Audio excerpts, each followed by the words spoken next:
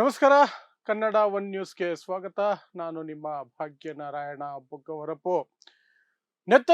Benjamin Netanyahu ಹತ್ಯೆ ಆಗಿದೆ ಅನ್ನುವಂತಹ ಸುದ್ದಿಗಳು ಬರ್ತಾ ಇದೆ. ಬಟ್ ಯಾವುದೇ ಚಾನೆಲ್ ಸಹ ಅದನ್ನ ಕ್ವಶನ್ ಮಾರ್ಕ್ ಇಲ್ಲದೆ ಪ್ರಕಟಿಸುವ ಧೈರ್ಯ ತೋರ್ತಾ ಇಲ್ಲ.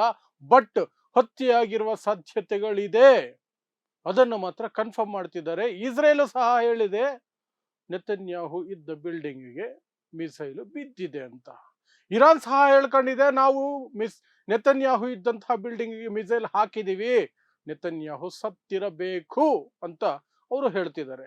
ಸೊ ಇದು ಯಾರೋ ಸುಮ್ಮನೆ ಫೇಸ್ಬುಕ್ ಅಲ್ಲಿ ಅಥವಾ ಟ್ವಿಟರ್ ಅಲ್ಲಿ ಇನ್ನೆಲ್ಲೋ ಒಂದು ಕಡೆ ಹಾಕಿದ್ದಿದ್ರೆ ಎಲ್ಲೋ ಸೋಷಿಯಲ್ ಮೀಡಿಯಾದಲ್ಲಿ ಗಾಳಿ ಸುದ್ದಿ ಅನ್ಕೋಬಹುದಾಗಿತ್ತು. ಬಟ್ CNN ಅಂತಹ ದೊಡ್ಡ ಚಾನೆಲ್ ಅಲ್ಲಿ ಸಹ ಇಂತಹ ಕ್ವಶನ್ ಮಾರ್ಕ್ ಹಾಕಿ ಈಸ್ ಈ ಡೆಡ್ ಅಂತ ಹಾಕೊಂಡಿದ್ದಾರೆ.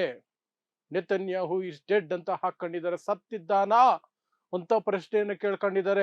ಕರ್ನಾಟಕದಲ್ಲಿ ಇಸ್ರೇಲ್ನ ಚಮಚ, ಇಸ್ರೇಲ್ನ ಅಕ್ರಮ ಸಂತಾನದ ರೀತಿ ನಡೆದುಕೊಳ್ಳುವಂತಹ ಸುವರ್ಣ ನ್ಯೂಸ್ ಸಹ ಸುದ್ದಿ ಹಾಕೊಂಡಿದೆ.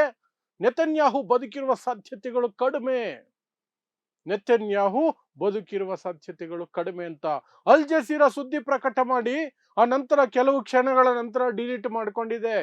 ಅದರದ್ದು ಕನ್ಫರ್ಮೇಶನ್ ಬಂದಿಲ್ಲ ಅನ್ಸುತ್ತೆ.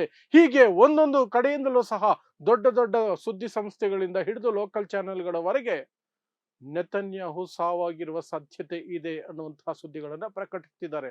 ಹಾಗಾದ್ರೆ ಏನಾಯ್ತು ಆಕ್ಚುಲಿ ಇವತ್ತು ಅಂತಂದ್ರೆ, ಇರಾನ್ ಏನ್ ಮಾಡ್ತಿದೆ ಅನ್ನೋದು ನಿಮಗೆ ಗೊತ್ತಿದೆ. ಅದರ ಸರ್ವೋಚ್ಚ ನಾಯಕ ಖಮೆನಿ ಅವರನ್ನ ಹತ್ಯೆ ಮಾಡಿದ ಆಕ್ರೋಶದಲ್ಲಿ ಇರಾನ್ ಈಗ ಪ್ರತೀಕಾರದ ದಾಳಿ ನಡೆಸ್ತಾ ಇದೆ. ಯಾವ ಮಟ್ಟಕ್ಕೆ ಅಂದ್ರೆ, ಅಮೆರಿಕದ ಜಗತ್ತಿನ ಅತಿ ದೊಡ್ಡ ಯುದ್ಧ ನೌಕೆ USS ಅಬ್ರಹಾಂ ಲಿಂಕನ್, ಅದರ ಮೇಲೂ ಸಹ 4 ಮಿಸೈಲ್ಗಳನ್ನ ಹಾಕಿದೆ, 4 ಬ್ಯಾಲಿಸ್ಟಿಕ್ ಮಿಸೈಲ್ಗಳನ್ನ ಹಾಕಿದೆ. ಅದು ಹಾನಿ ಮಾಡಿದೆ ಆ ಇದಕ್ಕೆ ಏನು ಯುದ್ಧ ನೌಕೆಗೆ ಅಂತ ಇರಾನ್ ಹೇಳ್ಕೊಳ್ತಿದೆ. ಬಟ್ ಅಮೆರಿಕ ಹೇಳ್ತಿದೆ ಅವರು ಮಿಸೈಲ್ ಹಾರಿಸಿದ್ದು ನಿಜ, ನಮ್ಮ ಕಡೆ ಬಂದಿದ್ದು ನಿಜ, ಆದ್ರೆ ಅದನ್ನ ನಮ್ಮ ಆಂಟಿ ಮಿಸೈಲ್ ಸಿಸ್ಟಮ್ ಹೊಡೆದು ಉರುಳಿಸಿದೆ, ನಮ್ಗೇನು ಆಗಿಲ್ಲ ಅಂತ ಹೇಳ್ಕೊಂಡಿದೆ. ಆದ್ರೆ ಅದರ ಜೊತೆಗೆ ಹೇಳ್ಕೊಂಡಿದೆ ನಮ್ಮ 3 ಜನ ಸೈನಿಕರು ಸತ್ತು ಹೋಗಿದ್ದಾರೆ ಅಂತ. ಸೊ ಎಲ್ಲಿ ಸತ್ತು ಹೋದ್ರು, ಹೇಗೆ ಸತ್ತು ಹೋದ್ರು ಅದರ ಬಗ್ಗೆ ಮಾಹಿತಿ ಇಲ್ಲ. ಇನ್ನೊಂದು ಡಾಕ್ಯುಮೆಂಟ್ ರಿಲೀಸ್ ಆಗಿದೆ, ಅದರಲ್ಲಿ ಹೇಳಲಾಗ್ತಿದೆ ಕ್ವಶನ್ಗಳನ್ನ ಕೇಳಿದ್ದಾರೆ ಅಮೆರಿಕನ್ ಆರ್ಮಿಗೆ, ಪೆಂಟಗನ್ಗೆ, ಅಷ್ಟು ಆಳಕ್ಕೆ ಹೇಗೆ ಇರಾನ್ನ ಮಿಸೈಲ್ ಬಂದು ಬಡೀತು, ನಮ್ಮ ಸೈನಿಕರು ಹೇಗೆ ಸತ್ತರು ಅನ್ನೋ ಪ್ರಶ್ನೆ ಇರುವಂತಹ ಒಂದು ಡಾಕ್ಯುಮೆಂಟ್ ಸಹ ಸರ್ಫೇಸ್ ಹಾಕಿದೆ. ಅದರ ಜೊತೆಗೆ ಕುವೈತ್ನ ಏರ್ ಸ್ಪೇಸ್ ಅಲ್ಲಿ 3 F-15 ಯುದ್ಧ ವಿಮಾನಗಳನ್ನ ಹೊಡೆದು ಉರುಳಿಸಲಾಗಿದೆ. ಇರಾನ್ ಹೇಳ್ತಾ ಇದೆ ನಾವೇ ಹೊಡೆದು ಉರುಳಿಸಿದ್ದು ಅಂತ. F-15 ಅನ್ನ ಹೊಡೆದು ಉರುಳಿಸೋದು ಸಾಮಾನ್ಯದ ಮಾತಲ್ಲ, ದೊಡ್ಡ ಆರ್ಥಿಕ ನಷ್ಟ ಮತ್ತು ದೊಡ್ಡ ಅವಮಾನ ಆಗುತ್ತದು. ಆದ್ರೆ 3 ವಿಮಾನ ಬಿದ್ದಿದೆ ಅಂತ ಅಮೆರಿಕ ಸ್ವತಃ ಒಪ್ಕೊಂಡಿದೆ. ಆದ್ರೆ ಕುವೈತ್ ಹೇಳ್ತಾ ಇದೆ, ಅಮೆರಿಕ ಜೊತೆಲಿ ಸೇರ್ಕೊಂಡು ಹೇಳ್ತಾ ಇದೆ ಅದು ಫ್ರೆಂಡ್ಲಿ ಫೈರ್ ಅಲ್ಲಿ ಬಿದ್ದಂತಹದ್ದು. ಫ್ರೆಂಡ್ಲಿ ಫೈರ್ ಅಂದ್ರೆ ನಮ್ಮದೇ anti missile system by mistake ಅಮೆರಿಕದ F-15ಗಳನ್ನ ಹೊಡೆದು ಉರುಳಿಸಿದೆ. ಆದ್ರೆ ಅದು ಬೀಳುವ ಸಂದರ್ಭದಲ್ಲಿಯೇ ಪೈಲಟ್ಗಳು ಇಜೆಕ್ಟ್ ಮಾಡ್ಕೊಂಡಿದ್ದಾರೆ, ಸೇಫ್ ಆಗಿ ಪ್ಯಾರಾಶೂಟ್ ಅಲ್ಲಿ ಲ್ಯಾಂಡ್ ಆಗಿದ್ದಾರೆ. ಕೇವಲ ಜೆಟ್ಗಳು ಮಾತ್ರ ನಾಶ ಆಗಿದ್ದಾವೆ, ಪೈಲಟ್ಗಳಿಗೆ ಏನು ಆಗಿಲ್ಲ, ಅವರು ಬಚಾವಾಗಿದ್ದಾರೆ ಅಂತ ಕುವೈತ್ ಪ್ಲಸ್ ಅಮೆರಿಕ ಎರಡೂ ಸಹ ಹೇಳಿಕೆಯನ್ನು ಕೊಟ್ಟಿದೆ. ಬಟ್ ಎರಡು ಒಪ್ಕೊಂಡಿರೋದು, ಇರಾನು ಒಪ್ಕೊಂಡಿರೋದೇನಂದ್ರೆ F-15ಗಳು 3 ಬಿದ್ದು ಹೋಗಿದಾವೆ ಅಂತ. 3 F-15ಗಳು ಬಿದ್ದು ಹೋಗಿದಾವೆ ಅಂತ. ಸೊ ಇದೆಲ್ಲ ಸುದ್ದಿಗಳ ನಡುವೆ ದಿಢೀರ್ ಅಂತ ಬಂದ ಸುದ್ದಿನೇ ನೆತನ್ಯಾಹು ಇದ್ದಂತಹ ಬಿಲ್ಡಿಂಗಿಗೆ, ಕಚೇರಿಗೆ ಇರಾನ್ನ ಒಂದು ಮಿಸೈಲ್ ಬಂದು ಬಡ್ದಿದೆ ಅಂತ. ಇಸ್ರೇಲು ಆಲ್ಮೋಸ್ಟ್ ಕನ್ಫರ್ಮ್ ಮಾಡ್ತಾ ಇದೆ, ಹೌದು ಆ ಬಿಲ್ಡಿಂಗಿಗೆ ನಷ್ಟ ಆಗಿದೆ, ಮಿಸೈಲ್ ಬಿದ್ದಿದೆ. ಬಟ್ ನೆತನ್ಯಾಹುಗೆ ಏನಾಗಿಲ್ಲ, ಅವರು ಸೂಕ್ತ ಸಮಯದಲ್ಲಿ ಬಚಾವಾಗಿದ್ದಾರೆ, ಅವರು ಸೇಫ್ ಆಗಿದ್ದಾರೆ, ಅವ್ರು ಇಲ್ಲಿದ್ದಾರೆ, ಅವ್ರು ಎಲ್ಲಿದ್ದಾರೆ ಅಂತ ಹೇಳ್ತಾ ಇದೆಯೇ ಹೊರತು ನೆತನ್ಯಾಹುವನ್ನ ತೋರಿಸ್ತಾ ಇಲ್ಲ, ನೆತನ್ಯಾಹುವನ್ನ ತೋರಿಸ್ತಾ ಇಲ್ಲ. ಈ ಕಡೆ ಇರಾನ್ ಹೇಳ್ತಾ ಇದೆ ನಾವು ಹೊಡೆದು ಕೊಂದು ಬಿಸಾಕಿದೀವಿ ನೆತನ್ಯಾಹುನ, ಆ ಬಿಲ್ಡಿಂಗಿಗೆ ಹಾಕಿದೀವಿ ಅಂದ್ರೆ ಖಂಡಿತ ಸತ್ತಿರ್ತಾನೆ, ಅಷ್ಟು ದೊಡ್ಡ ಸ್ಫೋಟ ಆಗಿದೆ ಆ ಬಿಲ್ಡಿಂಗ್ ಅಲ್ಲಿ ಅಂತ. ಅದರ ಬೆನ್ನಲ್ಲೇ ಈ ಸುದ್ದಿ ವಾಹಿನಿಗಳು ಕೊಟ್ಟಂತಹ ಸುದ್ದಿ, ಅಲ್ ಜಜೀರಾ ಇಂದ ಹಿಡಿದು CNN ವರೆಗೆ, ಕರ್ನಾಟಕದಲ್ಲಿ ನಾನು ಹೇಳ್ದಂಗೆ ಇಸ್ರೇಲ್ನ ಗುಲಾಮಿ ಚಾನಲ್ ಸುವರ್ಣ ನ್ಯೂಸ್ ಸಹ ಹೇಳ್ತಾ ಇದೆ ಬದುಕಿರೋ ಸಾಧ್ಯತೆಗಳು ಕಡಿಮೆ ನೆತನ್ಯಾಹುದು ಅಂತ. ಆ ಮಟ್ಟಕ್ಕೆ ಅದು ಒಂದು ರೀತಿಯಾದಂತಹ ಸುದ್ದಿಯಾಗಿ ಎಲ್ಲ ಕಡೆ ಹೊರಹೊಮ್ತಾ ಇದೆ.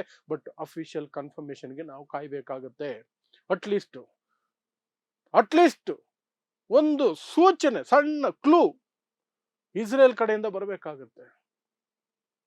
ಏನೂ ಆಗಿಲ್ಲ, ನೋಡ್ತಾ ಇದ್ದೀವಿ ಅಂತ ಹೇಳ್ಬಿಟ್ರೆ ಮುಗೀತು, ಕನ್ಫರ್ಮ್ಡೇ ಅಂತ. ಬಟ್ ಸದ್ಯಕ್ಕೆ ಅದಿಲ್ಲ. ಆದ್ರೆ ಇನ್ನೊಂದು ಪ್ರಶ್ನೆ ಇರುವಂತಹದ್ದು, ಈ ಸನ್ನಿವೇಶದಲ್ಲಿ ನಿಜವಾಗ್ಲೂ ನೆತನ್ಯಾಹು ಹತ್ಯೆ ಆಗಿದ್ರೂ ಸಹ ಇಸ್ರೇಲ್ ಅದನ್ನ ಹೊರ ಜಗತ್ತಿಗೆ ತಿಳಿಸುತ್ತಾ, ಅಮೆರಿಕ ಅದನ್ನ ಹೊರ ಜಗತ್ತಿಗೆ ತಿಳಿಸುತ್ತಾ? ಯಾಕಂದ್ರೆ IDF, Israel defence forces demoralise ಆಗ್ಬಿಡ್ತಾರೆ, ಧೈರ್ಯ ಕಳ್ಕೊಂಡ್ಬಿಡ್ತಾರೆ. ತಮ್ಮ ದೇಶದ ಪ್ರಧಾನಿನೇ ಹೋದ ಮೇಲೆ ನಮ್ಮ ಗತಿ ಏನು ಅನ್ನೋದು ಆ ಜನರಿಗೆ ಬಂದ್ಬಿಡುತ್ತೆ. ಇಸ್ರೇಲಿಗಳು ಜಗತ್ತಿನ ಅತಿ ದೊಡ್ಡ ಪುಕ್ಕಲರು. ನೆಕ್ಸ್ಟ್ ಬರೋದೇ ಅಮೆರಿಕನ್ನರು. ಬೇರೆಯವ್ರ ಮೇಲೆ ಎಷ್ಟು ಕ್ರೌರ್ಯ ಬೇಕಾದ್ರೂ ಮೆರೀತಾರೆ. ತಮ್ಮ ಬಾಲಕ್ಕೆ ಬಂದಾಗ, ತಮ್ಮ ಬುಡಕ್ಕೆ ಬಂದಾಗ ಗಡ ಗಡ ಗಡ ಗಡ ಅಂತ ನಡುಗ್ತಾರೆ. ಬಂಕರ್ಗಳಲ್ಲಿ ಓಡಾಗಿ ಬಚ್ಚಿಟ್ಕೊಳ್ತಾರೆ. ಅವರಿಗೆ ಧೈರ್ಯ ಇಲ್ಲ, ಹೇಡಿಗಳು. ಆದ್ರೆ ತಮ್ಮಲ್ಲಿ ಆರ್ಥಿಕ ಶಕ್ತಿ ಇದೆ, ಮಿಸೈಲ್ಗಳಿದಾವೆ, ಕುತಂತ್ರ ಬುದ್ಧಿ ಇದೆ ಅನ್ನೋ ಕಾರಣಕ್ಕೆ ಎಲ್ಲರ ಮೇಲೂ ಮೈ ಮೇಲೆ ಬಿದ್ದು ಜಗಳಕ್ಕೆ ಹೋಗ್ತಿರ್ತಾರೆ. ಅಷ್ಟು ಬಿಟ್ರೆ ಅವರು ಧೈರ್ಯವಂತರ ಅಲ್ಲವೇ ಅಲ್ಲ. ಅಮೆರಿಕ ಮತ್ತು ಇಸ್ರೇಲ್ ಪುಕ್ಕಲು ದೇಶಗಳು, ಎರಡು ಸಹ ಪುಕ್ಕಲು ದೇಶಗಳು. ಹಾಗಾಗಿ 100% ಅವರು ಧೈರ್ಯವಾಗಿರೋದಕ್ಕೆ ಸಾಧ್ಯನೇ ಇಲ್ಲ. ಬಟ್ ಈ ಸುದ್ದಿಗಳು ಬಂದಾಗ ಅದನ್ನ ಕನ್ಫರ್ಮ್ ಸಹ ಮಾಡಲ್ಲ. ಬಟ್ ಇಷ್ಟು ದೊಡ್ಡ ಚಾನೆಲ್ಗಳು ಈ ಎಲ್ಲ ಬೆಳವಣಿಗೆಗಳನ್ನ ನೋಡ್ತಿದ್ದಾಗ ಅನುಮಾನ ಎಲ್ಲ ಒಂದ್ ಕಡೆ ಮೂಡುತ್ತೆ. ಆ ಅನುಮಾನದ ಜೊತೆಗೆ ಬಂದಿದ್ದು ಇನ್ನೊಂದು ಪ್ರಶ್ನೆ, ನೆತನ್ಯಾಹು ಜರ್ಮನಿಗೆ ಹಾರಿ ಹೋಗಿದ್ದಾನೆ, ಹೆದರಿ ಹಾರಿ ಹೋಗಿದ್ದಾನೆ ಅಂತ. ಹೇಗೆ ಅದನ್ನ ಹೇಳ್ತೀನಿ ಅಂದ್ರೆ, ಕೆಲವರು ಹೇಳ್ತಾ ಇರುವಂತಹದ್ದು, ನೆತನ್ಯಾಹುನ ಫ್ಲೈಟ್ ಇದೆಯಲ್ಲ, ನೆತನ್ಯಾಹು ಬಳಸುವಂತಹ ಏರೋಪ್ಲೇನ್, ಅದರ ರೆಡಾರ್ ಮಾಹಿತಿಯನ್ನು ಆಧರಿಸಿ ನಾವು ಹೇಳ್ತಾ ಇದ್ದೀವಿ, ಆ ಫ್ಲೈಟ್ ಜರ್ಮನಿ ಕಡೆಗೆ ಹೋಗಿದೆ. ನೆತನ್ಯಾಹು ಅಲ್ಲಿ ಬಚ್ಚಿಟ್ಕೊಂಡಿದ್ದಾನೆ. ಯಾಕೆ ಬಚ್ಚಿಟ್ಕೊಂಡಿದ್ದಾನೆ? ಇರಾನ್ ಹಾಕ್ತಿರುವಂತಹ ಮಿಸೈಲ್ಗಳ ಕಾಟಕ್ಕೆ ತಡೆಯಲಾರದೆ ದಿನದಿಂದ ದಿನಕ್ಕೆ ಜಾಸ್ತಿ ಆಗ್ತಾನೆ ಇದೆ. ಮತ್ತು ಆಂಟಿ ಮಿಸೈಲ್ ಸಿಸ್ಟಮ್ಗೆ ಬೇಕಾಗಿರುವಂತಹ ಆಂಟಿ ಮಿಸೈಲ್ ವೆಪನ್ರಿ, ಆಂಟಿ ಮಿಸೈಲ್ಗೆ, ಆ ಮಿಸೈಲ್ಗಳನ್ನ ಹೊಡೆದು ಉರುಳಿಸೋದಕ್ಕೆ ಇವ್ರ ಹತ್ರ ಏನೋ ಒಂದು ಮಿಸೈಲ್ ಇರಬೇಕಲ್ಲ, ಆ ಮಿಸೈಲ್ಗಳು ಸ್ಟಾಕ್ ಕಡಿಮೆ ಆಗ್ತಾ ಇದೆ. ಟೆಲ್ ಅವೀವ್ ರಾಜಧಾನಿ, ಇಸ್ರೇಲ್ನ ರಾಜಧಾನಿ, ಅದ್ರ ಮೇಲೆ ಬೀಳುವಂತಹ ಮಿಸೈಲ್ಗಳ ಸಂಖ್ಯೆ ಇನ್ನು ಮೇಲೆ ಇನ್ನೂ ಜಾಸ್ತಿ ಆಗುತ್ತೆ. ಯಾಕಂದ್ರೆ ಆಂಟಿ ಮಿಸೈಲ್ ಸಿಸ್ಟಮ್ ಲ್ಯಾಕ್ ಆಗ್ತಾ ಹೋಗುತ್ತೆ, ಅದಕ್ಕೆ ಸ್ಟಾಕ್ ಕಡಿಮೆ ಆಗ್ತಾ ಹೋಗುತ್ತೆ ಅನ್ನುವಂತಹ ಮಾಹಿತಿ ಬರ್ತಿದೆ. ಆ ಹಿನ್ನೆಲೆಯಲ್ಲಿ ಸತ್ತಿಲ್ಲ, ಜರ್ಮನಿಗೆ ಹಾರಿದ್ದಾನೆ ಅನ್ನೋದು ಇನ್ನೊಂದು ಸುದ್ದಿ. ಯಾವುದು ಕನ್ಫರ್ಮ್ಡ್ ಅಲ್ಲ, ಬಟ್ ಕನ್ಫರ್ಮೇಶನ್ಗೆ ನಾವು ಕಾಯ್ಬೇಕಾಗತ್ತೆ. ಯಾವಾಗ ಕನ್ಫರ್ಮ್ ಆಗುತ್ತೋ ಗೊತ್ತಿಲ್ಲ. ಇಫ್ ಈಸ್ ಅಲೈವ್, ಆತ ಬದುಕೇ ಇದ್ರೆ ಒಂದ್ಸಲ ಜಗತ್ತಿನ ಮುಂದೆ ಬರಬೇಕಾಗತ್ತೆ. ಬಂದಾಗ ಓಕೆ ಬದುಕಿದ್ದಾನೆ ಅಂತ, ಅಲ್ಲಿಯವರೆಗೆ ಇಂತಹ ಸುದ್ದಿಗಳೇ ಬರ್ತಿರ್ತವೆ. ಸೊ ಇದಿಷ್ಟು ನೆತನ್ಯಾಹು ಸತ್ತು ಹೋಗಿದ್ದಾನೆ ಅನ್ನುವುದು ಒಂದು ಕಡೆ ಆದರೆ, ಇಲ್ಲ ದೇಶ ಬಿಟ್ಟು ಹಾರಿ ಹೋಗಿದ್ದಾನೆ, ಜರ್ಮನಿಯಲ್ಲಿ ಬಚ್ಚಿಟ್ಕೊಂಡಿದ್ದಾನೆ ಅನ್ನುವಂಥದ್ದು ಇನ್ನೊಂದು ಕತೆ. ಆ ಆಧಾರದಲ್ಲಿ ಬರ್ತಿರುವಂತಹ ಮಾಹಿತಿ ಅದನ್ನ ನಿಮ್ಮ ಮುಂದೆ ಇಟ್ಟಿದ್ದೀನಿ. ಸೊ ನೋಡ್ತಾ ಇರಿ ಸಮಾಜಕ್ಕಾಗಿ ಕನ್ನಡ 1 ನ್ಯೂಸ್. ನಮಸ್ಕಾರ.